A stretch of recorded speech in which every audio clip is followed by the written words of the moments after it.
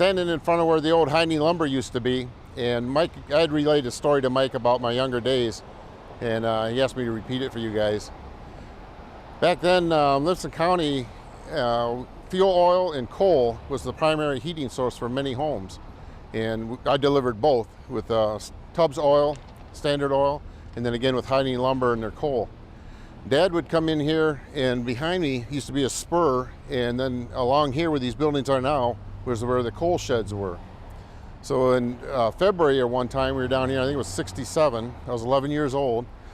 We come down here and we had to unload a coal car, and the coal was about the size of grapes, and it was froze. So Dad was on the bottom, and he had the conveyor belt running, and he opened the chute at the bottom, and it was froze. So he's trying to get that broke free. Me and my brother Donnie were on the top of the coal car, about 20 foot up, and that was froze. So we were taking crowbars and beating the top of it down to get through the ice pack to get it to where it feed through. So we'd finally been working on the top, and then Dad was working on the bottom. He broke it through, and when he did that, it created a suction, kind of like quicksand. And it started to pull me down, and I could have got out at that time, but my boot, I would have lost my boot. And I was afraid Dad was going to get mad at me for losing my boot. Here was February, we just got started, have to go home and all that. So I just kept trying to get out, and I just kept getting pulled down farther and farther. Well then my brother Donnie, when I got to about my knees, yelled down to Dad, you better get up here. So Dad came climbing up. He couldn't pull me out at that time, so he actually jumped from the top of that gondola car down to the bottom, shut off the conveyor belt, and then by the time he came back up, the only thing showing was my fingertips. And I had my hands straight up, my fingertips were just wiggling, and all of a sudden they just went limp. This is what Dad said.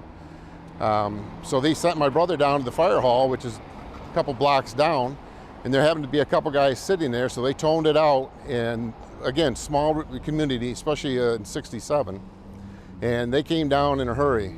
Dad tried to get down to my face, but the coal was so fine it was like sand. Every time he'd pull it away, it'd fill back in, and I was unconscious. So what he did is when the fire department got down here, which was relatively quick, they piped down some oxygen to me, and then they got some 4x8 lumber from the lumber yard, Heine's, built a box around me, and then they'd shovel it out, push the lumber down, shovel out till they got it down to where they could get to my face.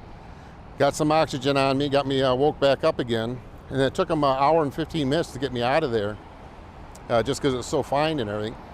So then, back then we didn't have an ambulance service in the 60s. The fire departments or the funeral home would haul people when needed to the hospitals. I don't think we got the ambulance department until around early 70s.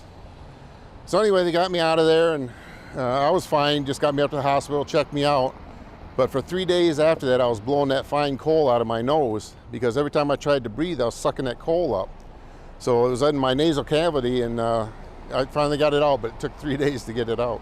Happy holidays and Merry Christmas from Big Cheese Productions. Stop in this season and find the perfect gift for your unique person.